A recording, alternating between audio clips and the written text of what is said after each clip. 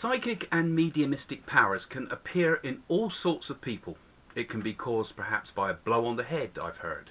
I've seen it in people with mental illness. I mean, I've seen people, for example, they might have all sorts of crazy thoughts about being controlled by things and the television telling them what to do. And then sometimes they get a bit of real telepathy. And I think, my God, he's actually read my mind there, you know. So it can come, and it can come also in people that are not very nice, I've found. You know, I've met some mediums who profess all sorts of spirituality, but when you look at their real lives, they're horrible. They do dreadful things. They smoke heavy, they drink heavy, and they have private lives that would make your hair fall out. Look at mine, you know.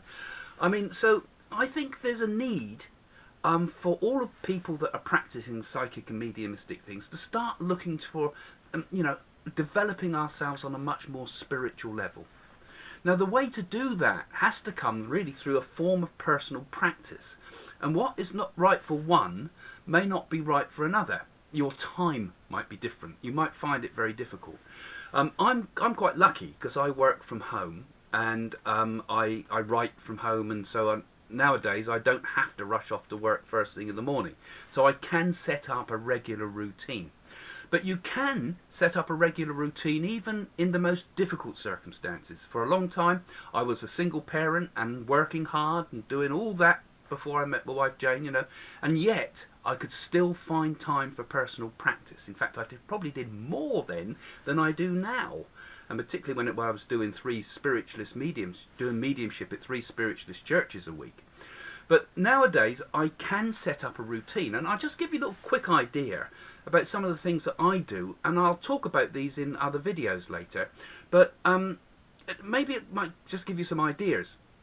I'm a great believer in yoga, you know, not the crazy yoga that you see around. You'll find it very hard to find a proper yoga instructor because everybody is coming to yoga nowadays with a Western mindset and sometimes a bit of daft spirituality thrown in which they're more interested in getting fit and getting thin and looking good, you know, which is the complete wrong objective of what yoga's all about. It's nothing to do with the body.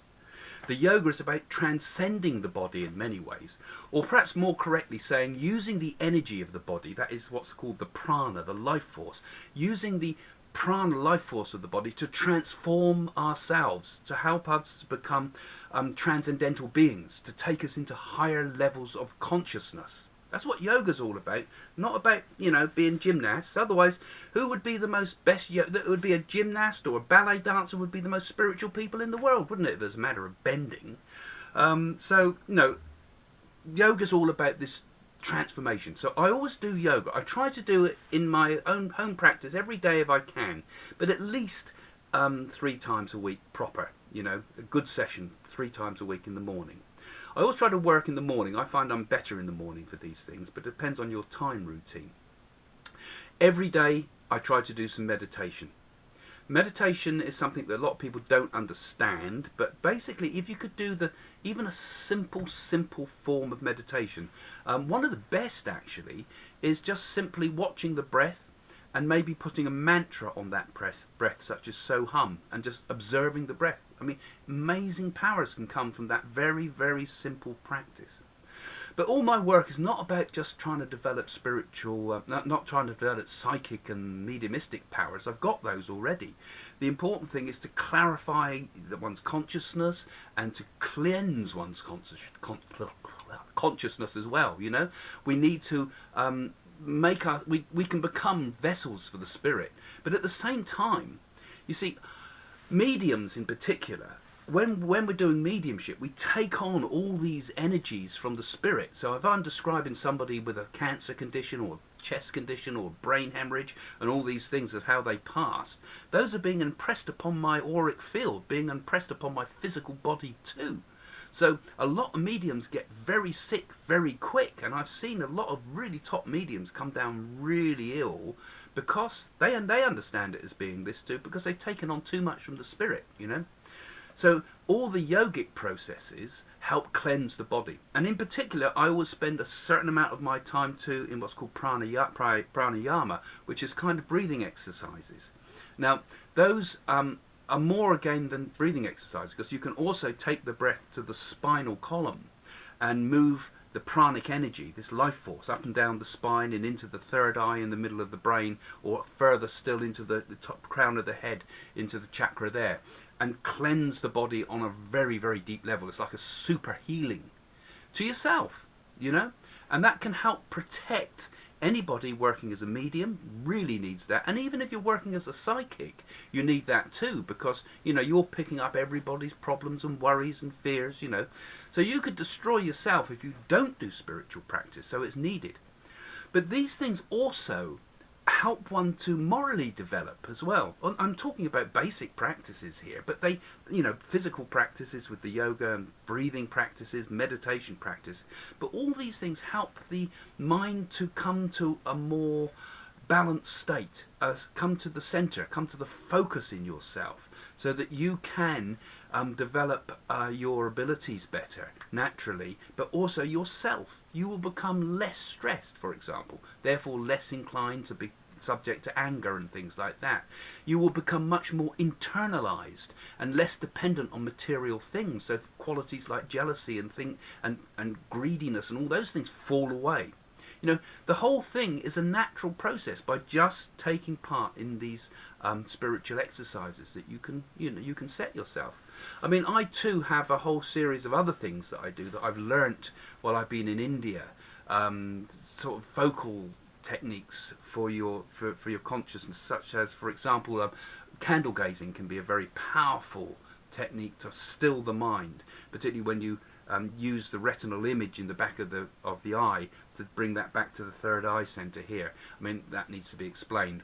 But these techniques, if you've done a period of yoga, done a period of meditation, and then do a period of this type of focal exercises, can be very, very powerful for developing the siddhi powers. But as I say, you know, those things are not that important. The important thing is that you're practicing to develop your awareness, your consciousness, and expanding your understanding of yourself and your place in the world. So I hope that any mediums perhaps listening to this might pay attention to the fact, or perhaps, you know, make you think that maybe I need to bring some spiritual practice into my life, you know.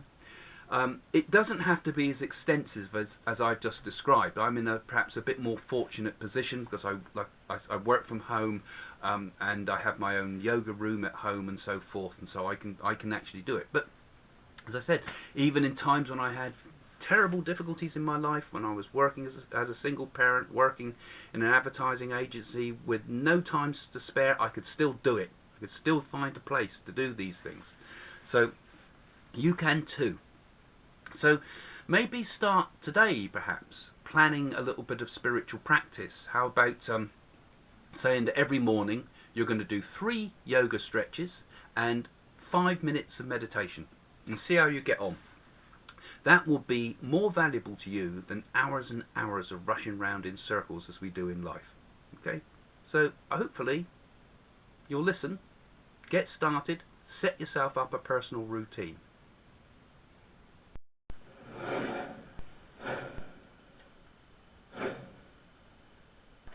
Jane and I now do our spiritual work for our foundation. All the profits that come from things like our conferences and theatres and workshops and all those exciting things now go into this foundation, which ultimately has the long-term plan of building centres in the UK and maybe around the world one day. But meanwhile, we've been doing a lot of direct spiritual work with it. We've been going out, feeding people in India, giving to the destitute, giving to beggars. We've helped feed schools, helped orphanages, and we've even given cows to older people that have no other form of income. So mediumship can change your life, but it can also help people directly in the world. So go to the links at the end and find out all about what Jane and I are trying to do. And you can do a lot just by sharing these videos on social media. Help us get the word out. Help us to do something really good in this world.